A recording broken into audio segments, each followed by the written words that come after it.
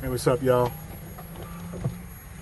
I'm gonna do a quick video, as you saw in the title, of my 6-month review on my Denago 2025 Denago Rover XL. Yeah, 6 months in, no mechanical issues with my golf cart at this time. But first off, as always, good morning, good afternoon, good evening, whatever time in your zone you're in, and whatever time you're watching this video. Those out there on Facebook and YouTube Denago Forum. No mechanical issues or anything like that with this cart. So far, so good. No problems or anything of that nature. I'm going to just give y'all information on, some of the things that I've done, updates on some of the things I've done, and also, how's the cart holding up with respects to, the longevity or whatever. With respects to that, let's just check the mileage on it real quick. Let's turn off this Pandora. Let's do the mileage. I got 2814, 2,814 miles in 6 months. As y'all pretty much know, this is my go-to. Everything I got around me. Lagoon. I'm in a lagoon environment. Got 2 lagoons, like I told you in previous videos. Got my lakes, my supermarkets, my restaurants. Pretty much everything. Doctor's office, lab, everything's here. But with respect to some of the issues that I did experience with this cart, first of all, let's just bring this out. I told you on a previous video that I was able to remediate the noise that I was having coming from the roof. I unscrewed these 2 screws, sprayed some WD-40 in between these 2 rails, and tightened it back up, and the noise went away. I said about maybe 5 months in, the noise came back. So like maybe a week or so ago, I had to unloosen them again and do it again. I had to do it again. Put some WD-40 in between the rails. So it looks like it's an intermittent problem, a recurring problem, I guess we can say, with respect to that. But the noise is gone again, and it's not there. There is a gentleman on our Facebook forum, his name is Greg, who said that he did take the roof off. He took the screws out, spread the bar apart that holds the roof in.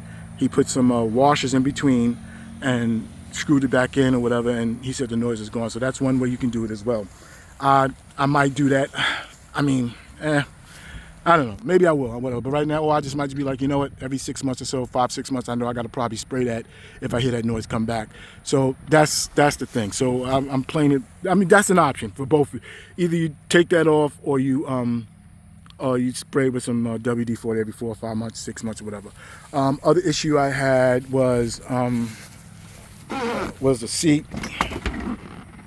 This little white thing here, it clips in, all right, and it stays in. But these screws had got loose, came apart. The nut on the other side got loose and came off or whatever. So I had to replace those 4mm screws on both sides. It was one missing on that side. These 2 were gone. I mean, these 2 inside here were gone. So it was difficult trying to get that screw up under there and trying to screw it and trying to do that side. Same thing applicable to that over there. I lost one on each side of that. So I had to replace those screws, 4mm and a 4mm nut. Had to go and do that. So I was a little perturbed by that as well. My LED lights, it's not the lights itself, but it's the adhesion. They started falling down, so I had to go and get some liquid nails from Home Depot and put that back up there so that, the lights would, stay up there. Now, of course, it could have probably been a user error, as they say, where instead of using Lysol wipes, I should have used alcohol wipes, and maybe it would have stuck up there a little bit longer. But I am hearing other people complain about the same issue as well. So I think it's just the manufacturing issue. My signal light, left turn signal, it's intermittent. I mean, sometimes I make a left turn and come back straight, it doesn't cut off. That might be a dealer issue. That's what I might have to go back to the dealer for, because it doesn't do that. My other issue is one day it was pouring down rain, and I think I told you on the previous video, got all wet inside my glove box, and my papers and stuff got wet. Another person on our Facebook forum, if you're not on our Facebook forum and you're watching this video, I do suggest you join our Facebook forum. You got a lot of people out there who will help you out, good people who also may experience some of the issues that you may encounter, and it's definitely advisable that you do that. But he did recommend we put a seal around there. So I went to Home Depot, got a seal, self-adhesive, put it around there. I did it on both sides, both glove boxes, and sure enough, maybe about 3 or 4 months later, it started raining, and I thought for sure it would be wet in here. I didn't think for sure. I thought this would definitely work, and sure enough, it did work, because I have my AI box, my total AI box in here, and it didn't get wet, you know, so I was really glad to see that. So that's one issue. Another issue, and let me see, I guess that's it. That's the only thing, other than people complaining about the codes that we're getting on our screen. Some people are experiencing these codes, M codes, M08, M06, whatever, M4, whatever. It would be nice if Denago provided us with a code book so we can, you know what these codes mean. You know what I'm saying? So we can make a discernible decision on how to go about dealing with that situation. We got to go on YouTube. There are people asking on YouTube, I got this code, what does it mean? Why do we got to go through that? You know what I'm saying? Even with cars, we have an OBD2 reader, okay? And we got a check engine light. We can stick our OBD2 reader in, find out what that reading is, and we can look it up, or sometimes it'll tell you what the problem is. Some of these OBD readers will tell you, hey, look, this is what your problem is. We should be afforded the same thing, you know what I'm saying? So we don't have to do no guessing game. Denago could do a better job on that, but like I said, I guess for $10,000, they feel like, hey, F you, we can do it the way we want to, you know? Like I said, $10,000, you know, that's the only thing I'm a little pissed off. I'm not pissed off at the price. I'm pissed off that they just circumvent certain things because of what they're charging for the price of the vehicle. But those are the only problems I've experienced at this time, you know. Everything other than that is working and operating design. No mechanical issues that I had to go back to the dealer to. I had to go back to the dealer for. Now, with respect to some of the things that I told you I've done to the cart, how those things working out, how's it holding up. I think I did illuminate in one of my previous videos that my Kimimoto soundbar, the 32-inch Midnight 80, Kimimoto Midnight 80, it did go down and I had to have it replaced. Got it replaced and it's working fine now. No problems or anything like that. Sounds good in the whole nine. I think it sounds better than the Sound Extreme SE28, the one that the other people are talking about. It sounds better. I did a video on testing it and this sounds louder.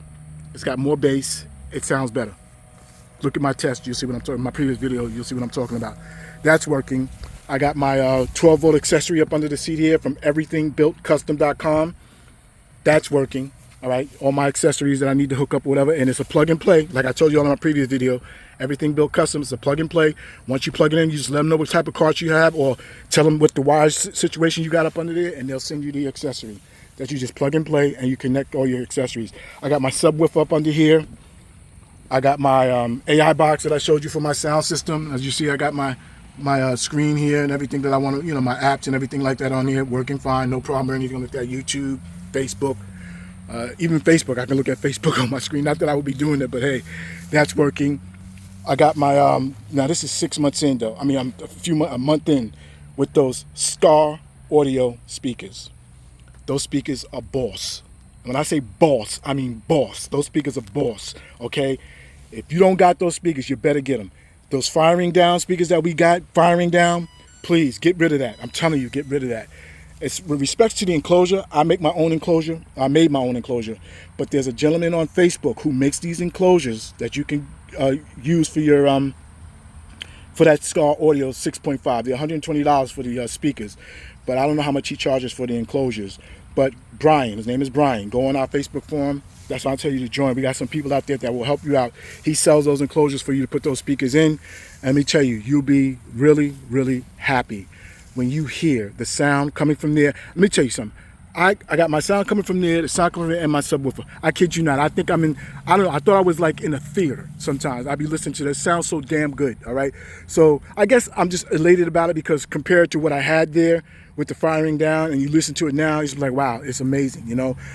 So that's another thing. That's working fine.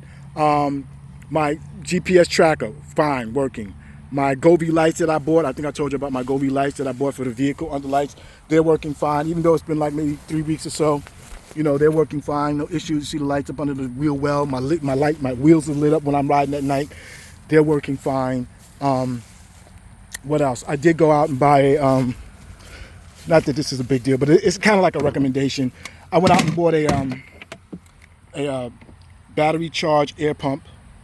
All right, got that off of Amazon, and I bought some tire fix.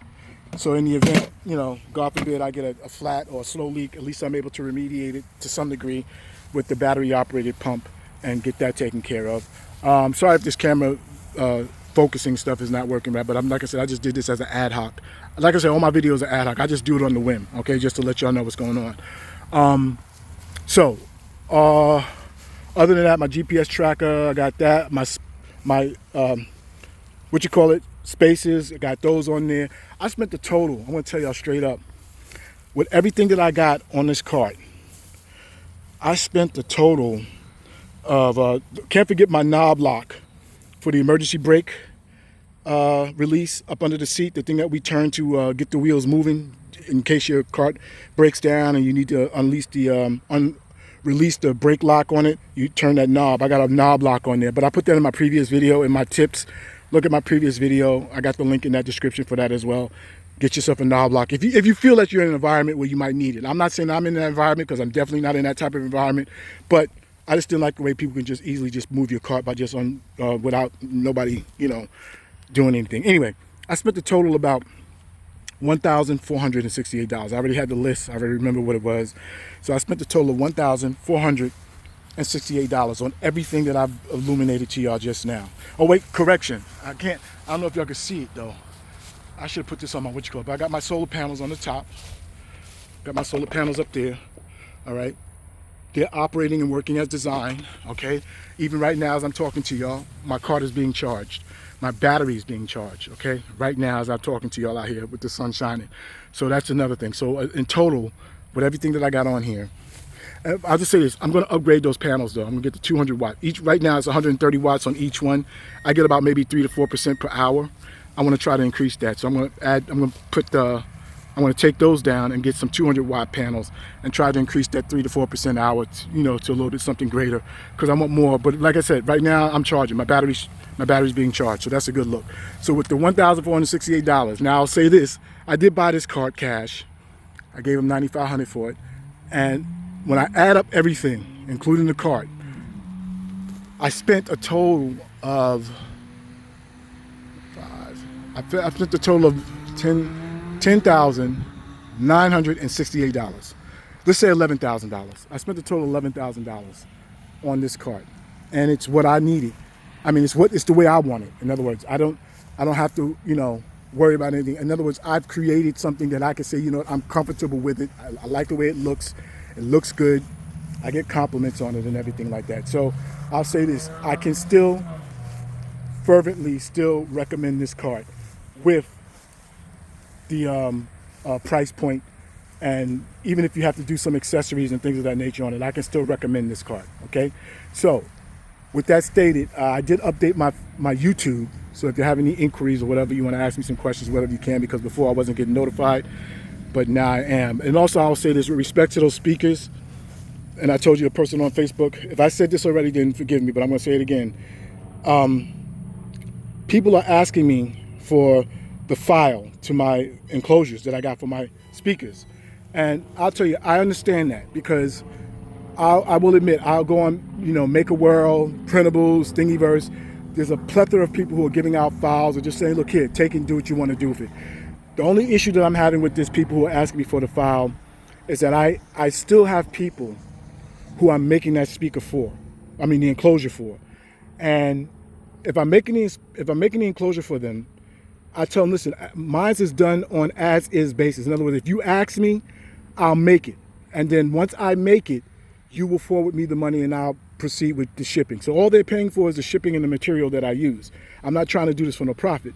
But the thing is, if I'm making it for you and then say I give the file to somebody else who will say, okay, look, don't worry about it. Now I got it. I can make it for you and I'll do it for free. Now that person who I'm making it for turns around and says, hey, listen, I don't want it now. Forget about it. And I done made it for you.